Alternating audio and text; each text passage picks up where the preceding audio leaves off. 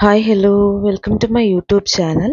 എൻ്റെ ചാനൽ ആദ്യമായിട്ട് കാണുന്നവരും സബ്സ്ക്രൈബ് ചെയ്യാതെ കാണുന്നവരും ഒന്ന് സബ്സ്ക്രൈബ് ചെയ്തേക്കണേ. കേരളത്തിൽ സെലിബ്രേഷൻസ് ഒക്കെ തുടങ്ങിക്കഴിഞ്ഞു പല ഭാഗത്തും. നിങ്ങളും ഇലക്ഷൻ്റെ റിസൾട്ട് എല്ലാം അറിഞ്ഞ് ടെൻഷനിലാണോ അല്ലയോ എന്നുള്ളത് ഒന്ന് കമൻറ്റ് ചെയ്തേക്കണേ.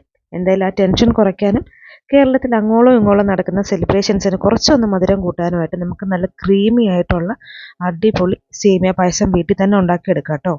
അപ്പോൾ പായസം ഉണ്ടാക്കാൻ ആദ്യമായിട്ട് അടി കട്ടിയുള്ളൊരു പാത്രം സ്റ്റൗ ടോപ്പിൽ വെച്ച് ഗ്യാസ് കത്തിച്ച് 1 ടീസ്പൂൺ നെയ്യ് ഒഴിച്ച് നെയ്യ് ഉരുകി വരുമ്പോൾ മീഡിയം ഫ്ലെയിമിലേക്ക് തീ മാറ്റി 2 കപ്പ് സേമിയ ഇട്ട് കൊടുക്കുന്നുണ്ട്. 2 മുതൽ 2.5 കപ്പ് വരെ നമുക്ക് യൂസ് ചെയ്യാം. സേമിയ ഇതുപോലെ റോസ്റ്റ് ചെയ്തതിന് ശേഷമാണ് പായസം ഉണ്ടാക്കുന്നതെങ്കിൽ നമുക്ക് കുറച്ചുകൂടി ഒരു ടേസ്റ്റ് കൂടുതലായിരിക്കും. ഇനി അതിലേക്ക് മധുരത്തിനായിട്ട് ഞാൻ 1/4 കപ്പ് പഞ്ചസാര, പൊടിക്കാത്ത ചെറിയ തരിയോടുകൂടിയുള്ള പഞ്ചസാരയാണ് ഇടുന്നത്. ഇപ്പോഴെല്ലാം തീ ഞാൻ മീഡിയം ടു ഹൈ ഫ്ലെയിം ആണ് വെച്ചിരിക്കുന്നത്. നമുക്ക് കൺട്രോൾ കിട്ടുന്ന രീതിയിൽ മീഡിയം ടു ഹൈ ഫ്ലെയിം ആക്കിയാൽ മതി. നമുക്ക് പഞ്ചസാര ജസ്റ്റ് ഒന്ന് അലിഞ്ഞു വരുന്നിടം വരെ ഒന്ന് ഇളക്കി കൊടുക്കാം. ചെറിയൊരു കളർ കിട്ടാൻ വേണ്ടിയിട്ടാണ് ചെറിയൊരു പിങ്ക് കളർ കിട്ടാൻ വേണ്ടിയിട്ടാണ് ഞാൻ ഈ പഞ്ചസാരയും റോസ്റ്റഡ് സേമിയ ആദ്യം ഒന്ന് മിക്സ് ചെയ്തെടുക്കുന്നത്.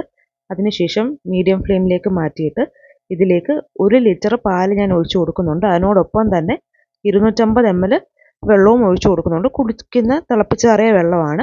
ഇനി അതിനുശേഷം നമ്മൾ പഞ്ചസാര ഇട്ട് ഒന്ന് കാരമലൈസ് ചെയ്ത് എടുത്തത് കൊണ്ട് നമ്മൾ പാല് ഒഴിക്കുന്ന സമയത്ത് നമ്മുടെ സേമിയയും പഞ്ചസാരയും കൂടെ ഒരു കട്ടയായിട്ടിരിക്കുമായിരിക്കും.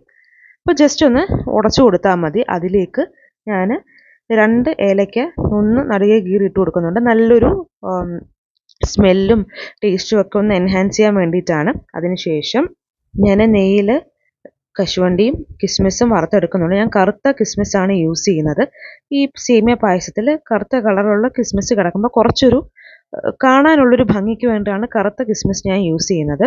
ഇതിനോടൊപ്പം തന്നെ ഞാൻ ഒരു 1/2 കപ്പ് പാലും കൂടെ ഒഴിച്ചു കൊടുക്കുന്നുണ്ട്. അതിനുശേഷം നമ്മൾ ഈ കുറുകി വരുമ്പോൾ അതിനനുസരിച്ച് പാല് കുറവാണെങ്കിൽ ചൂട് പാല് നമ്മൾ ആവശ്യത്തിന് ഒഴിച്ചു കൊടുക്കാവുന്നതാണ്. ഇനി കശുവണ്ടിയും കിസ്മിസും നമ്മൾ നെയ്യിൽ വറുത്തെടുക്കുമ്പോൾ ഒരിക്കലും കരിഞ്ഞു പോകാതെ ശ്രദ്ധിക്കണം.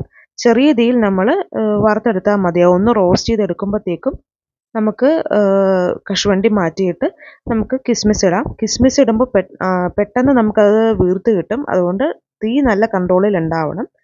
അതിനുശേഷം നമുക്ക് ഈ തീയെല്ലാം ഓഫ് ചെയ്ത് കൊടുത്തിട്ട് നമ്മുടെ കശുവണ്ടിയും കിസ്മിസും എല്ലാം ഇട്ട് കൊടുക്കാം. ഇപ്പോഴും പായസത്തിൻ്റെ തീ ഒരു മീഡിയം ഫ്ലെയിമിൽ തന്നെയാണ്. കശുവണ്ടിയും കിസ്മിസും ഇട്ട് കൊടുക്കുന്നതിന് മുന്നേ ഒരു 10-15 മിനിറ്റ് ഞാൻ ലോ ഫ്ലെയിമിൽ വെച്ച് നല്ലോണം തിളപ്പിച്ചിരുന്നു. അതായത് നമ്മുടെ സേമിയൊക്കെ ഒന്ന് പൊങ്ങി വരണം. അതാണ് ഇതിൻ്റെ പാകം. അതിനുശേഷം ഞാൻ നല്ലോണം കുറുകി വന്നപ്പോഴത്തേക്കും തീ ഓഫ് ചെയ്തിട്ട്, അതായത് സേമിയെല്ലാം തെളിഞ്ഞ് വന്നപ്പോൾ തീയെല്ലാം ഓഫ് ചെയ്തിട്ട് ഞാൻ മാറ്റി വെച്ചിരുന്നു. കുറച്ച് കഴിഞ്ഞപ്പോഴത്തേനും നല്ലോണം കുറുകി. അപ്പോൾ നമ്മുടെ പാലിൻ്റെ ക്വാണ്ടിറ്റിയൊക്കെ ഇച്ചിരി കുറഞ്ഞു പോയിട്ടുണ്ട്.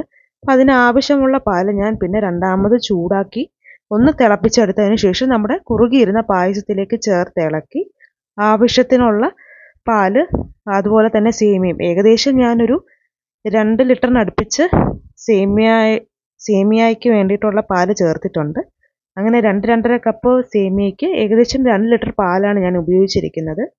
അപ്പോൾ പഞ്ചസാരയൊക്കെ കൂടുതൽ വേണമെന്നുണ്ടെങ്കിൽ ആ ഒരു ലാസ്റ്റ് സ്റ്റേജിൽ ചേർത്ത് കൊടുക്കാം. Thank you.